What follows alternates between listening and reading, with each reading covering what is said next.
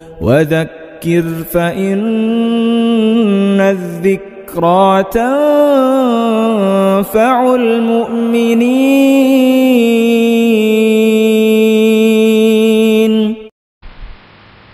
حضرت ابراہیم عربی ایک بہت بڑے بزرگ ہوئے، لیکن تھے بہت خوددار تھے، اور خوددار ایسے ہیں کہ کسی کا ہدیہ تحفہ قبول ہی نہیں کرتے تھے،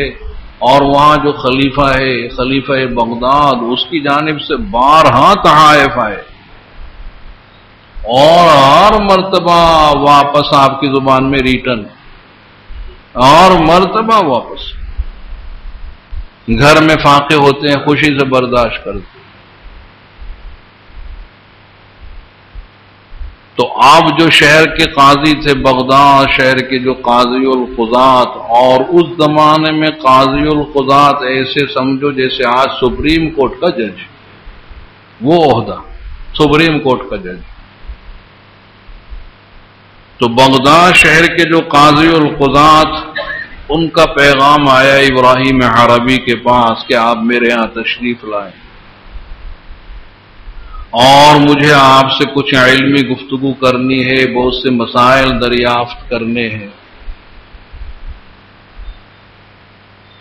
تو ابراہیم عربی نے جواب میں کہلوایا کہ میں بھی آپ سے ملنا چاہتا ہوں، اور میں بھی آپ سے علمی استفادہ کرنا چاہتا ہوں، لیکن چونکہ آپ کا تو محل ہے، بنگلہ ہے، اور اس پر واچ مین بیٹھا ہے، دربان ہے، اور میں کسی ایسے گھر جاتا ہی نہیں کہ جہاں دربان ہو، ہٹو بچو، واچ مین، میں ایسے گھر میں جایا نہیں کرتا۔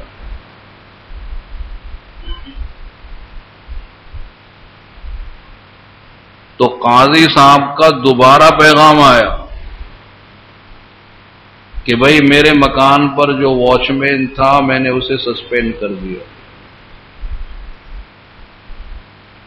اور اب میرے گھر کا دروازہ ایسا کھلا ہے جیسے مسجد کا دروازہ، 24 گھنٹے کھلا ہے۔ اس زمانے میں مسجدوں کے دروازے کھلے رہتے ہوں گے، اور اب تو مسجدوں کے دروازے بھی بند ہو جاتے ہیں، کیونکہ اگر کھلے رکھیں تو صبح کو پنکھے ہی غائب ہوں گے،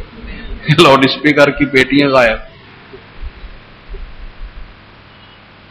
تو مثال دی انہوں نے مسجد کی کہ جیسے مسجد کا دروازہ 24 گھنٹے کھلا، میرا دروازہ کھلا ہے، کوئی ہٹو بچو نہیں، جس کا جی چاہے جب چاہے، دن میں، رات میں، صبح شام، جب چاہے آئے۔ اب تو تشریف لائے،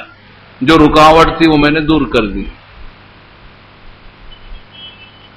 تو پیغام بھیجا کہ ہاں اب میں آؤں گا، اور ابراہیم عربی پہنچے تو قاضی صاحب اپنے مکان کے گیٹ پر، دروازے پر پہنچ گئے استقبال کے لیے، اور وہاں ان کا استقبال کیا، اور پھر جیسے ہی ابراہیم عربی کی نگاہ بچی تو چپکے سے ان کی جوتی وہاں سے اٹھا لی، اور جو اپنا کشیدہ ہے اس میں لپیٹ لی، اور پھر ایک تخت کے اوپر آمنے سامنے بیٹھ گئے، اور وہ کشیدہ جو ہے وہ سینے سے لگا ہوا ہے۔ ابراہیم عربی کو خبر ہی نہیں، اور علمی گفتگو ہوتی رہی،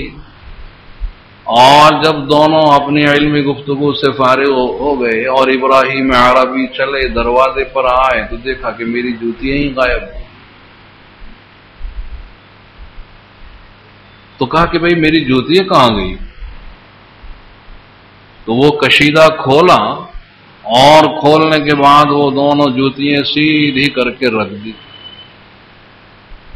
تو ابراہیم عربی تو حیران رہ گا کہ اتنا بڑا آدمی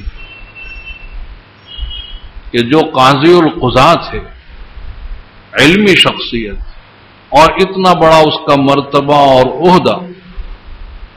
اور اس نے ایک عالم دین ہونے کے ناطے ایک عالم دین ہونے کے ناطے میری جوتیاں اٹھائیں اور اپنے سینے سے لگائی، وجد میں آ گئے اور ہاتھ اٹھ گئے اور دل کی گہرائی سے دعا نکل گئی کہ پروردگار قاضی صاحب کی مغفرت فرما۔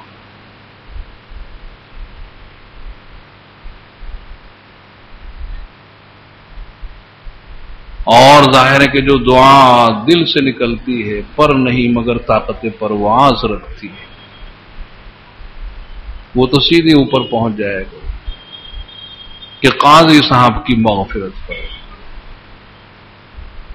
اور جب قاضی صاحب کا انتقال ہو گیا اور کسی دوست نے خواب میں دیکھا اور پوچھا کہ وہاں کیسا رہا، تو قاضی صاحب نے بتلا کہ میری تو مغفرت ہو گئی، بخشش ہو گئی۔ کہ بھئی آپ کا کون سا عمل اللہ کو پسند آیا؟ وہ پوچھنے والا خواب میں ہی پوچھ رہا کہ آپ کا کون سا عمل اللہ کو پسند آ گیا کہ جس پر آپ کی مغفرت ہو گئی؟ تو کہا کہ وہ جو ابراہیم عربی کی جوتی ہے میں نے اپنے کشیدے میں لپیٹ کر اپنے سینے سے لگائی اور پھر ان کے سامنے رکھ دی، اور جو انہوں نے دعا کی تھی کہ پروردگار قاضی صاحب کی مغفرت فرما، اللہ نے اس دعا کو قبول کیا اور میری مغفرت ہو گئی۔